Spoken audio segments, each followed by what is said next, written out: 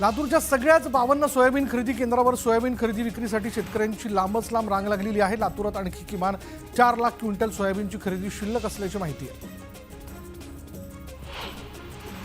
तुळजापुरात गेल्या 5 दिवसांपासून नंबर लावूनही शेतकऱ्यांची सोयाबीन घेतलं जात नाही आणि सोयाबीन खरेदीला अवघे काही तास उरल्यानं संतप्त शेतकऱ्यांनी सोयाबीनच्या वाहनासह रास्ता रोको आंदोलन केलं।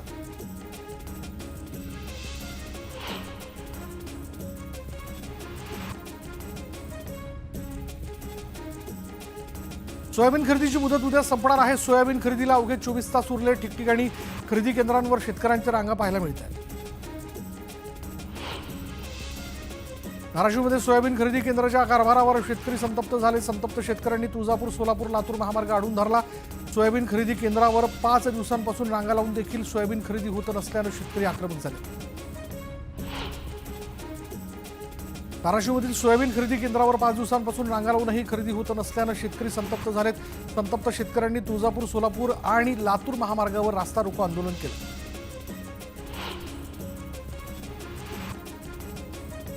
वाशिम जिल्ह्यातील शेतकऱ्यांना गेल्या वर्षीचा पीक विमा अद्यापही मिळाला नाही आणि दरम्यान शासनाने लवकरात लवकर त्यांचा हिस्सा देऊन शेतकऱ्यांना पीक विमा द्यावा अशी मागणी शेतकऱ्यांनी केली आहे।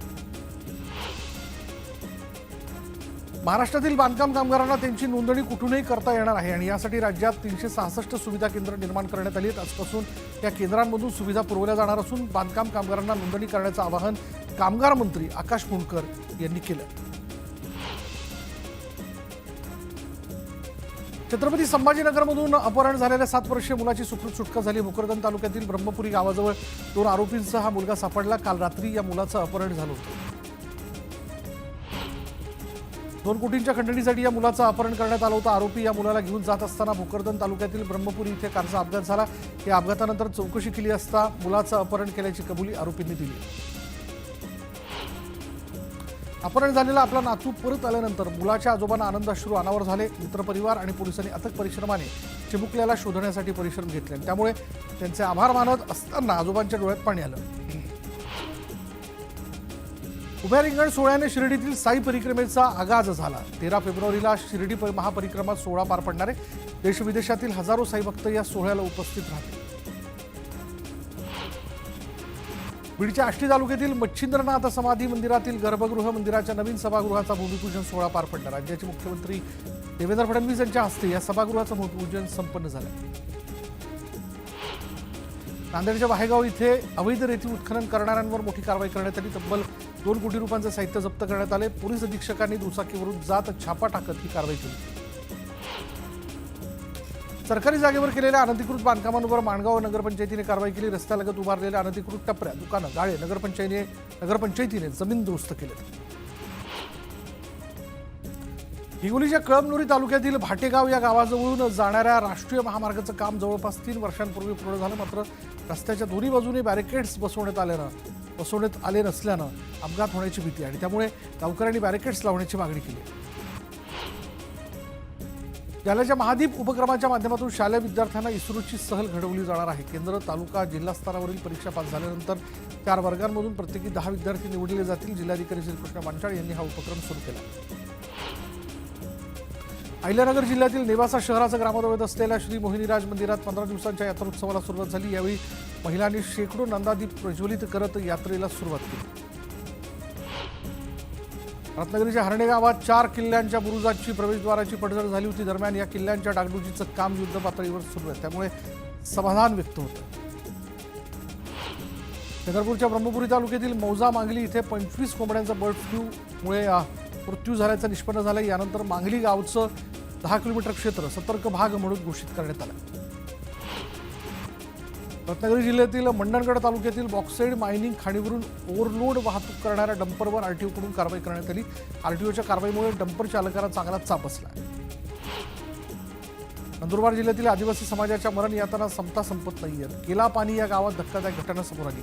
रस्ता नसल्यानं घरातच महिलेची प्रसूती करण्यात आली। मात्र त्यानंतर महिलेला 5 तास झोळीतून नेत 15 किलोमीटरचा जीवघेणा प्रवास करण्यात आला। यात नवजात बालकाचा मृत्यू झाला। नागपुरातील जयदुर्गा पाणीपुरी चाट सेंटर अनोख्या ऑफरमुळे प्रसिद्ध झाले। सेंटरवर वेगवेगळ्या ऑफर देण्यात आलेल्या आहेत। ऑफरमध्ये 1 रुपयात 40 पाणीपुरी दिल्या जाणार आहेत। मात्र खाणाऱ्याला एका वेळेस 40 पाणीपुरी संपवाव्या लागणार आहेत. आगामी कुंभमेळ्याच्या पार्श्वभूमीवर नाशिकच्या गोदा घाट परिसराचा विकास करण्यासाठी आठवडे बाजार बंद करून गणेशवाडी मंडईमध्ये हा बाजार स्थलांतरित करण्याच्या सूचना पालिका प्रशासनाने दिल्यात. पालिकेच्या या निर्णयाविरोधात गोदा घाटावर व्यवसाय करणाऱ्या व्यावसायिकांनी पालिकेच्या या निर्णयाला विरोध दर्शवला. नंदुरबार जिल्ह्यातील तळोदा शहरात नागरिकांनी गटारात बसून आंदोलन केले. यावेळी तळोदा पालिकेविरोधात नागरिक आक्रमक झाले. पालिकेच्या दुर्लक्षामुळे शहरात पसरलेल्या घाणीच्या साम्राज्याकडे लक्ष वेधण्यासाठी नागरिकांनी आंदोलन केलं. बुलढाणा जिल्ह्यातील चिखली तालुक्यातील पेन सावंगी इथल्या एका 38 वर्षीय महिलेनं विहिरीत उडी मारत आत्महत्या केली. आत्महत्येचं कारण अद्यापही अस्पष्ट असून पोलिसांकडून अधिकचा तपास सुरू आहे. जळगावच्या शालेय शिक्षण आणि क्रीडा विभागाने विद्यार्थ्यांना पोषण आहार योजनेअंतर्गत गोडधोड खाऊ देण्यासाठी लोकसहभागातून साखर गोळा करण्याचा निर्णय जाहीर केला. त्यामुळे आता शिक्षकांनी शैक्षणिक कामं सोडून साखर गोळा करत फिरायचं का असा सवाल उपस्थित करत मनसेच्या वतीने आंदोलन करण्यात आलं. शिक्षणाधिकाऱ्यांना साखरेचं पाकिट देत या निर्णयाचा निषेध करण्यात आला. नांदेड रेल्वे स्थानक ते बस स्थानकाच्या रस्त्याची दुरावस्था झालेली आहे. या रस्त्यावर मोठ्या प्रमाणात खड्डे पडलेत, त्यामुळे वाहनधारकांना मोठी कसरत करावी लागते. याबाबत वारंवार तक्रार करूनही दखल घेतली जात नसल्याचा आरोप नागरिकांनी केला. जालना महानगरपालिकेसमोर महायुती दिव्यांग आघाडीच्या वतीनं आमरण उपोषण करण्यात आलं. दिव्यांगांना व्यवसाय करण्यासाठी 200 स्क्वेअर फूट जागा उपलब्ध करून द्यावी यासह इतर मागण्यांकरता हे आंदोलन करण्यात आलं. बजेटमध्ये शेतकरी शेतमजूर कष्टकऱ्यांसाठी कोणतंही धोरण नसल्याचा आरोप भारतीय कम्युनिस्ट पार्टी आणि किसान सभेनं केला. या विरोधातच अमरावती जिल्हाधिकारी कार्यालयावर लाल बावटाच्या वतीनं आंदोलन करण्यात आलं.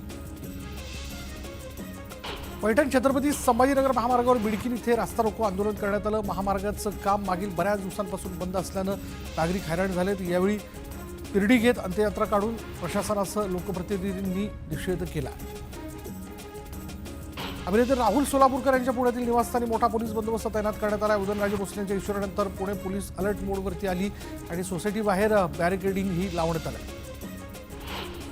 अभिनेते राहुल सोलापूरकरांच्या वक्तव्याचा आमदार अमोल मिटकरी यांनी निषेध व्यक्त केला. राहुल सोलापूरकरांवर देशद्रोहाचा गुन्हा दाखल करावा अशी मागणी मिटकरींनी राज्यपालांकडे केली.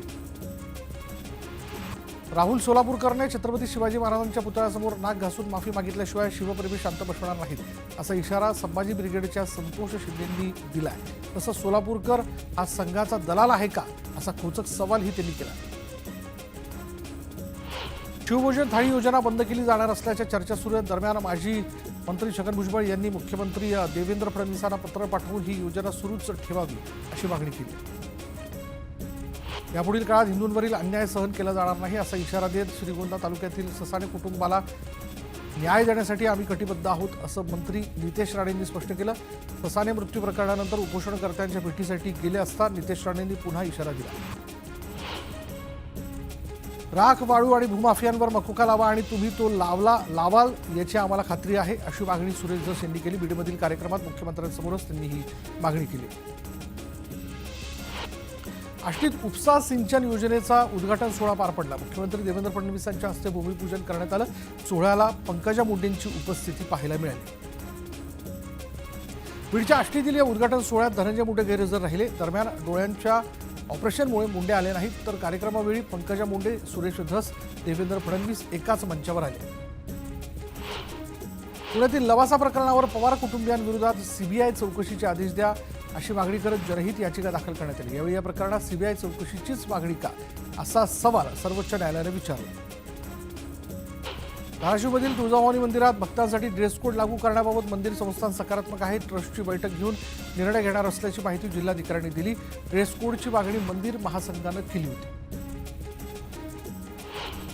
सातारा जिल्ह्यातील माजी सभापती रामराजे नाईक निंबाळकर यांचे चुलत बंधू संजीवराजे नाईक निंबाळकर यांच्या घरावर आयकर विभागानं छापा टाकला आणि त्यांच्या साताऱ्यातील पलटण आणि पुण्यातील निवासस्थानी आयकर विभागाकडून झाडाझडती सुरू आहे.